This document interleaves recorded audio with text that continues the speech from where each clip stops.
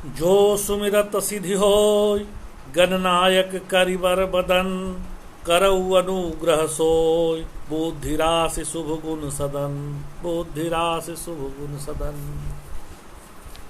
स्नेही छात्रों,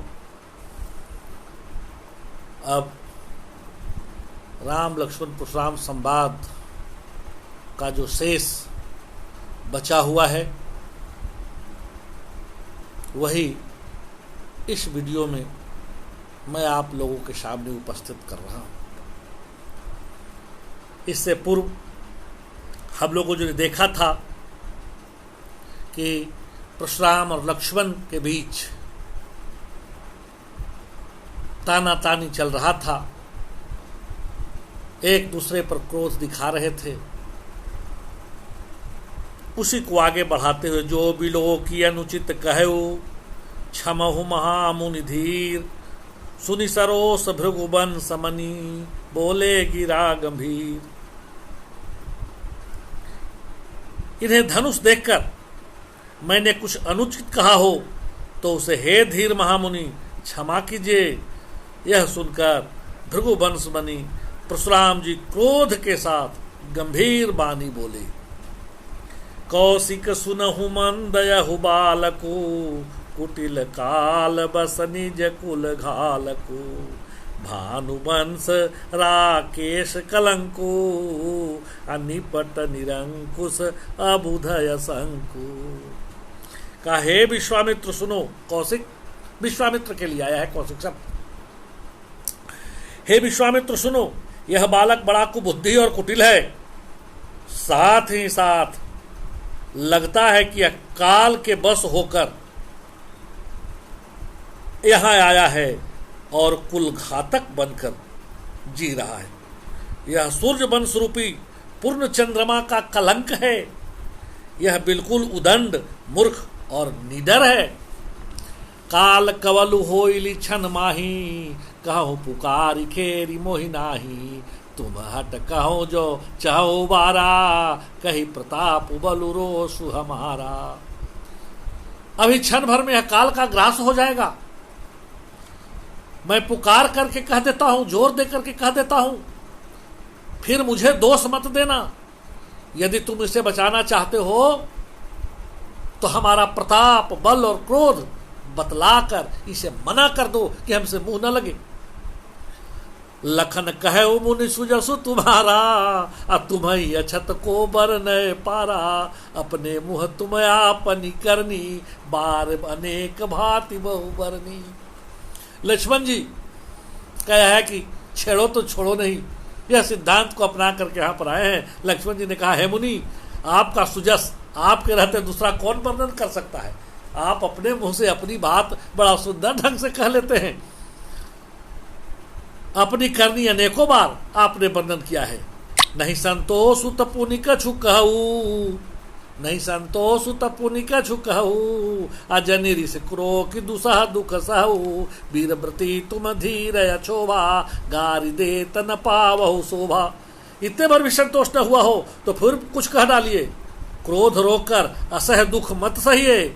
आप वीरता का व्रत धारण करने वाले धैर्यवान और क्षोभ रहित हैं, गाली देते शोभा नहीं पाते हैं।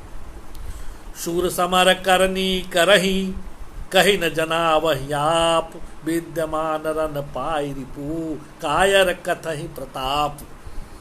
कहा कि सूरवीर तो युद्ध में सूरवीरता का कार्य करते हैं, कहकर अपने को नहीं जनाते कि हम ऐसे हैं वैसे हैं। शत्रु को युद्ध में उपस्थित पाकर कायर ही अपने प्रताप का डिंग हाँकता हो। तुम तो कालु हाँक जनु लावा अबार बार मोहि लागी बोलावा असुरत लखन के बचन कठोरा अप्रसु सुधारी धरे कर घोरा। आप तो मानो काल को हाँक करके लाकर बार बार उसे मेरे लिए बुलाते हैं। लक्ष्मण जी के कठोर वचन सुनते ही परशुराम जी ने अपने भयानक फरसे को हाथ में ले लिया और उछलना शुरू कर दिया। अब जन दे दो सुमोहि लोगू अकटुबादी का बालक बध जोगू अबाल बिलो की बहुत मैं बाचा अब यहु मर निहार बा साचा। कहा कि अब लोग मुझे दोष न दे, यह कड़ुआ बोलने वाला बालक मारे जाने के योग्य ही है।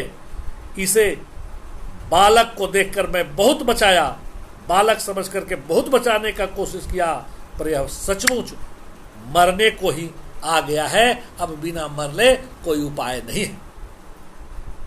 कौशिक कहा क्षम्य अपराधु, बाल दोष गुण गण ही न साधु। खर कुठार मैं अकरुण को ही, आगे अपराधी गुरुद्रोही।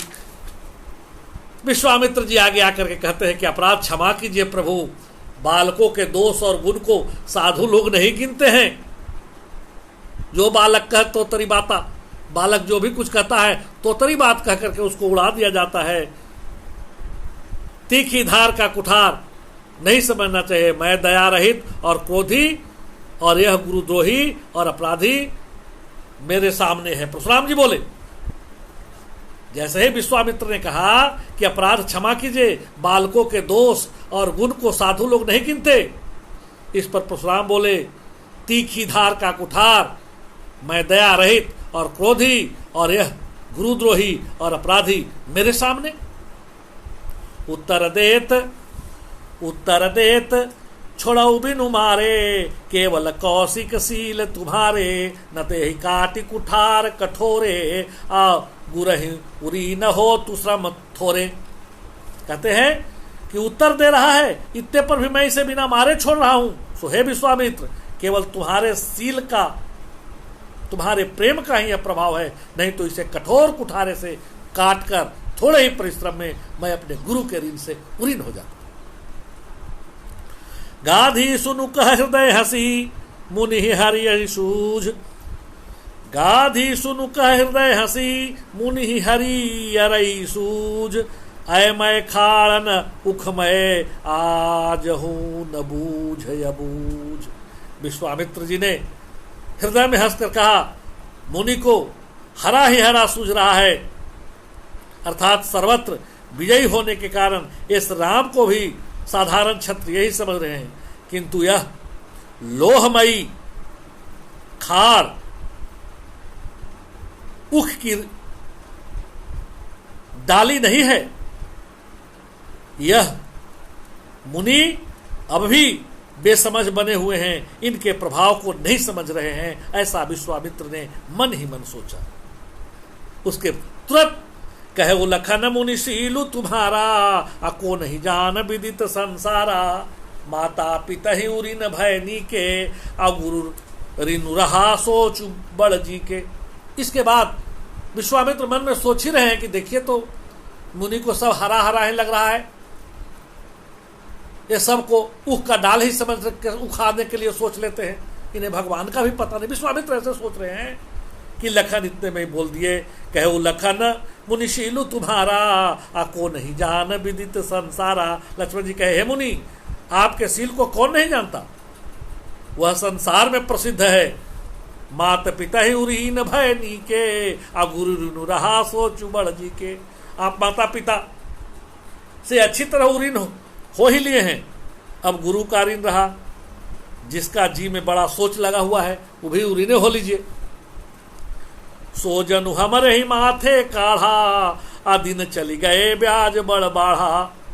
अब यानी ब्याहारी बोली, तुरंत देव मैं थैली खोली।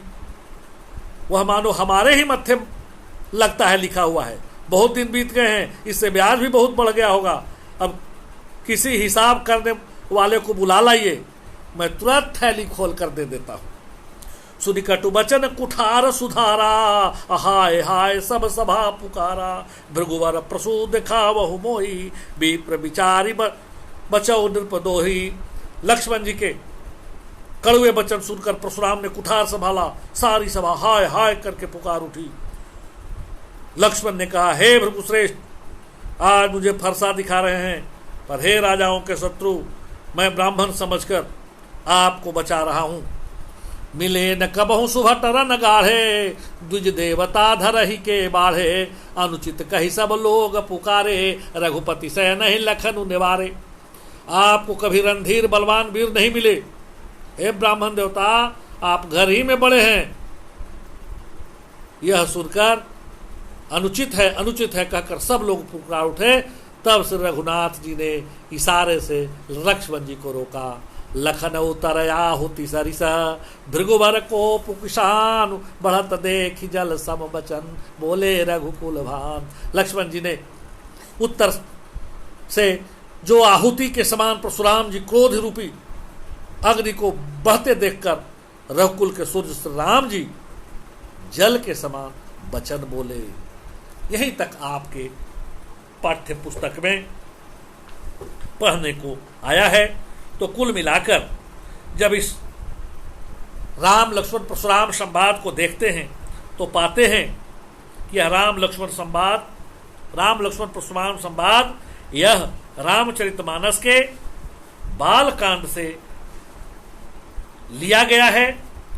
और यह जो पाठ है यह परशुराम जी को यहाँ पर भान होता है कि अब ईश्वर का अवतार हो चला है, अब ईश्वर धरती पर अवतरित हो चुके हैं। इसलिए इस काव्यांश की भाषा जो है बड़ा ही सरल, प्रवाहमयी, बोधगम एवं प्रभावोत्पादक है। समस्त पद में ओज गुण और व्यंजना शब्द शक्ति की प्रधानता है। कहीं अभिधा का भी प्रयोग हुआ है, कहीं लक्षणा का भी प्रयोग हुआ है। मुनि बचन लखन मुस्काने सकल संसार धनुषम त्रिपुरारी धनु, ये सब में अनुप्रास अलंकार की छटा। जैसे सेवक शोक करे सेवकाई करी करिए, इन सारे में अनुप्रास अलंकार की छटा सामने उभर करके आई है। वर्णात्मक एवं संवादात्मक शैली का प्रयोग हुआ है। लयात्मकता और गेयता पूरे पाठ में बनी हुई है। राम लक्ष्मण परशुराम के इस संवादात्मक प्रसंग का तुलसीदास ने अत्यंत सचित्र चित्रण किया है। चौपाई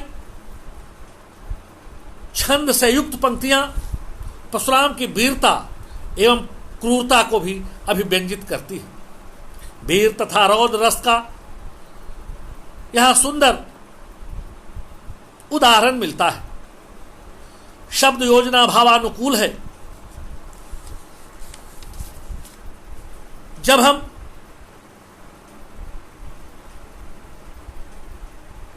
यहां देखते हैं तो पाते हैं कि इसमें तर्जनी दिखाना तथा फूंक से पहाड़ उड़ाना मुहावरे का भी प्रयोग हुआ है। इतना ही नहीं, भानु वंश राकेश में रूपक अलंकार का प्रयोग हुआ है। कई अलंकारों, कई शब्द योजनाओं से कविता अपने आप में बड़ा ही विलक्षण प्रवृत्ति का हो जाता है। भाषा अवधि है, अवधि भाषा में ही इसकी रचना हुई है। इन्हीं शब्द के साथ मैं अपने वाणी को विराम देता हूं। धन्यवाद।